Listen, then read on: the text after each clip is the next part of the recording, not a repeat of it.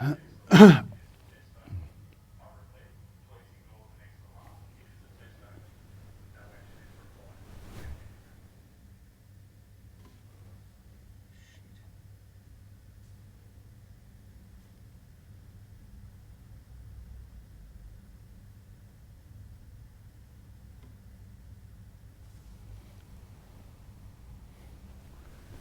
might want to go to that.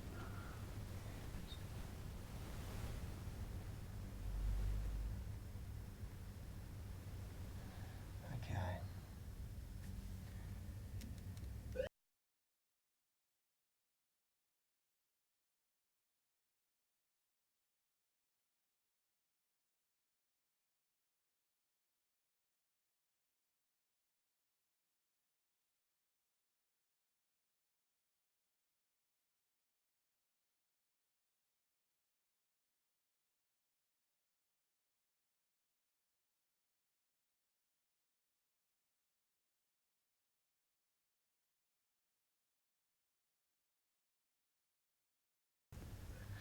So you want to know how to get more mobile? Well, today we're taking you out on the gym floor and we're going to show you the first of our 10 epic tools for mobility and flexibility.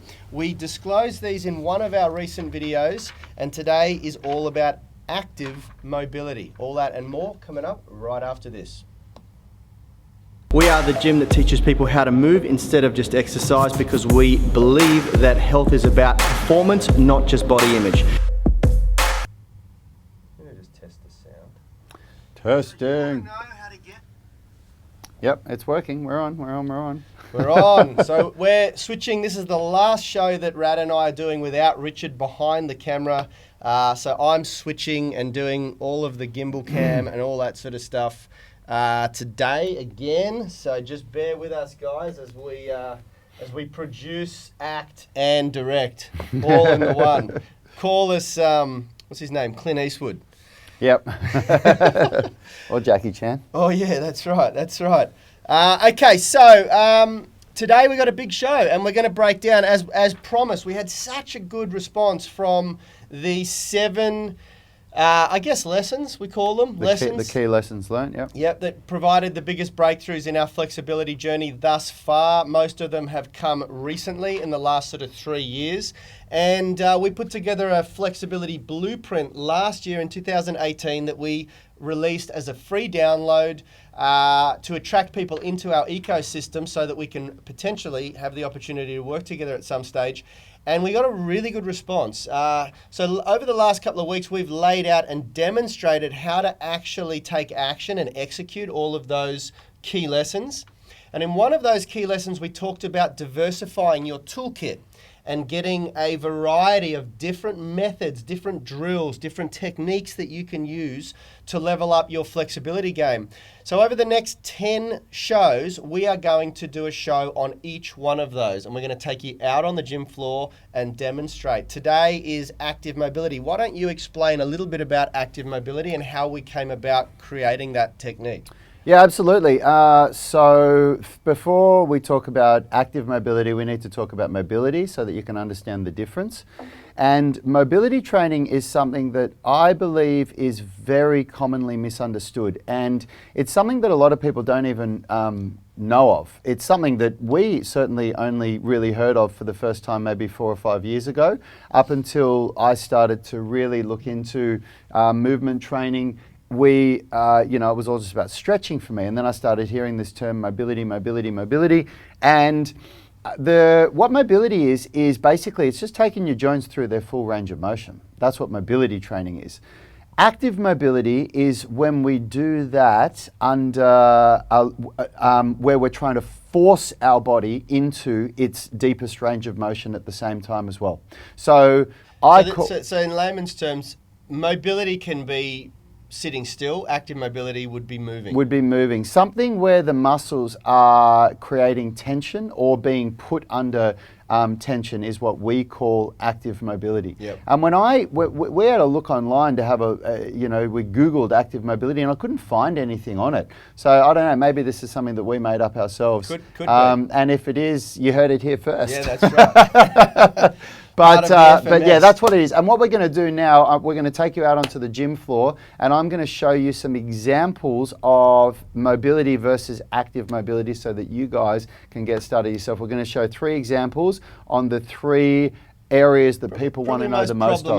Yeah. The most problematic and the people that want to know the most about, the most common questions asked. Yeah. So the 3 areas we're going to cover over the next 10 days are how to improve shoulder mobility, how to improve hip mobility, and how to improve leg mobility, because those are the 3 areas that we get asked the most. Yeah. Well, we're not going to do that over the next 10 days. We're going to do that over the next 10 minutes. Well, no.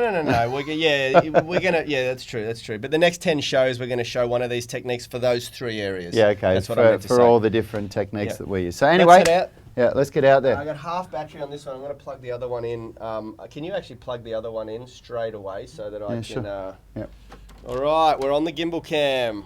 Following Rad. Okay, so we're going out on the gym floor. I've just got to... We're learning that this software that we use absolutely demolishes phone power. So whenever we go on the gym floor, personally I think that this is going to be okay, but because we're using Yanni's phone, which is a newer phone, but I'm actually just hooking this up now so in case Yanni loses power, he can do it. So anyway. Very quickly, just explain what this is. Oh, this is the optimal program periodization model. So this is what we use in Unity Gym, and it's something that all of our members get access to in our FMS online coaching. And you can get a copy of it for free by doing what? By joining the, well, no, it's included in our FMS online membership. Yeah. Every now and then we give it out for free, but we charge $99 for this. So anyway, okay, so here we are. We're out on the gym floor, and what we're going to do first is we're going to look at active mobility for the shoulder. Now, because I have a... Yeah, but I was just about to say, because I've got a slap tear right now and a torn supraspinatus, I need to use a very light band for this one because I'm still in the early phases of my rehab. So, if we look at... so mobility training for the shoulder would be if I was doing this. And it is very important to take a look at a few key points of what I'm doing here. I'm not going like this. This is not mobility training because that's not taking my joints through their full range of motion. Taking my joint through its full range of motion, if you look at the scapular and glenohumeral synergy, it means that when I raise my arms like this, my scapula has to protract. It means that when my arms come above my head, my scapula has to elevate. And it means that when I bring my arms back behind me, that my scapula has to retract, and then when I come down, I depress. So that is mobility training, okay? I'm taking my joints through full range of motion. If I do active mobility, this is just one example. There's so many examples that you can do with this. But active mobility would be if I grab onto these bands and come out and now do the same thing. Because now I have an external load that my body is resisting against, and my muscles are working to pull against that load. And I can do it in both directions. I can turn around and do it this way, okay? Another way to show this would be if I do a passive hang. So I would call this mobility training. This is also, like there's crossovers with the techniques that we use because this is also stretching because this is a passive stretch. But now if I start going like this, now I'm doing active mobility because what I'm doing here now is I'm retracting my scapula, depressing, protracting, elevating, and I can do it in both directions, and that becomes what we call active mobility. Now we can move on to the legs. So what we're going to do for today is we're going to demonstrate something for the hamstrings because this is such a common area that people are really stiff in. So if I just come down like this, I'm taking my body through its full range of motion. So this is mobility training, okay? Of course, if I go down and pull myself, it becomes a passive stretch, okay? So, but if I want to do some active mobility training, what I can do, I can come and grab myself some dumbbells, a bit of external load. I can retract my scapula, go to full hyperextension so that I get maximum hamstring mobility. And once I come down here, This is now active mobility because my muscles are having to resist this external load. And this also crosses over into something else that we're going to talk about later, which is progressive loaded mobility. Okay? But you can see this is an example of active mobility in my hamstrings because my hamstrings are under load now at the end of that position. Okay? And then we're going to move now into the hips. So this is another really common area that people want to get better at. And we're going to do something called a Cossack squat rotation. So you can do, Cossack squats are a really great way to develop mobility. And if I just come down and sink down here like this, so this is me using mobility. I'm completely relaxed here. This is not a challenge for me at all, but I'm taking my joint through its range of motion.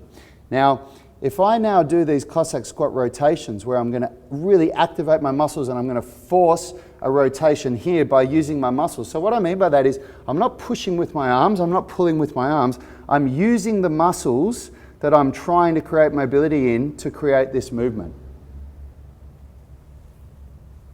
Okay? So rotating to try and touch that point that my foot's on, and that becomes active mobility. So those are examples of passive mobility and active mobility for 3 areas. I'm going to go back into the studio, Yoni. So we'll go back in so we can bring this in for a landing. And this is the whole thing about developing flexibility and mobility and end range strength and everything. There is just so much to do and so much to work on. And it's something that really, I've changed back.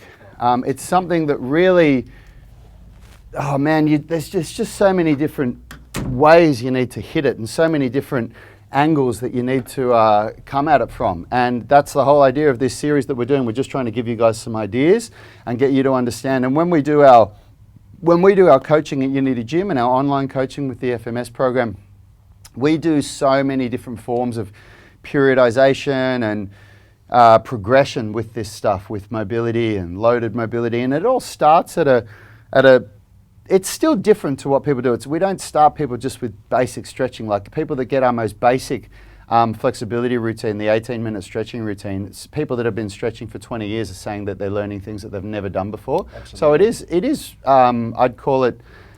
I'd call it revolutionary to the average person. Yep.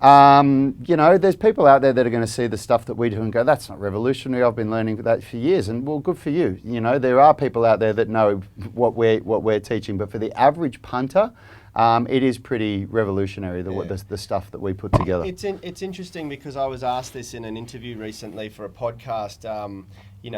How did you guys create such a revolutionary system and program? And the honest to God truth is, Rad and I were delivering the FMS for quite a while, and we did not feel like it was anything revolutionary because the reality is, it's nothing really new. But what makes it revolutionary in people in the eye of the beholder is the combination of our backgrounds coming together and creating this unique parable, which is this complete balance and synergy between strength and mobility, and how we have systemized that to be able to deliver it in a really, really, efficient program. And the combination of traditional strength and conditioning with gymnastics and calisthenics training as well. Yeah, and the fact that taps into such an intrinsic motivator in our bodies and our minds and our evolution that we didn't even really think existed at the start. So anyway, guys, over the next 10 days, we're going to be covering, today we covered active mobility. Tomorrow we're just covering mobility training in more depth, which we tipped on a little bit here. Then we're covering myofascial release, then trigger point release. Dynamic stretching is number 5. Passive stretching is number 6. Contract, relax stretching, number 7. Then we're going to cover progressive loaded mobility, which we tipped on again today, number 8. Number 9 is functional range conditioning, or FRC, and number 10 is maximum overcoming isometric load, or MOILS, as it's known in the acronym world. We're also going to do a show on... That's an awesome one. That's a very new one for us. It's something that we've only learned recently ourselves. So I think a lot of you will have never seen or heard of that before. Yeah, absolutely. And FRC is as well. FRC is a lot more popularised now. People are hearing of it, but that was still something that I only became aware of maybe about 2 years ago or something. Yeah. Functional range conditioning. Yeah, as I said, a lot of the big lessons and breakthroughs that we've had have come for us in the last 3 years of our training, and they've delivered the biggest results. So, yeah, it's exciting, and we're excited to roll this stuff out. Remember, guys, if you haven't already, you can download our flexibility blueprint. That's going to give you the 7 big lessons. You can then go back and watch the playlist, How to Get More Flexible, and we've got every one of those 7 taken out onto the gym floor, showing you how to execute them in a practical sense.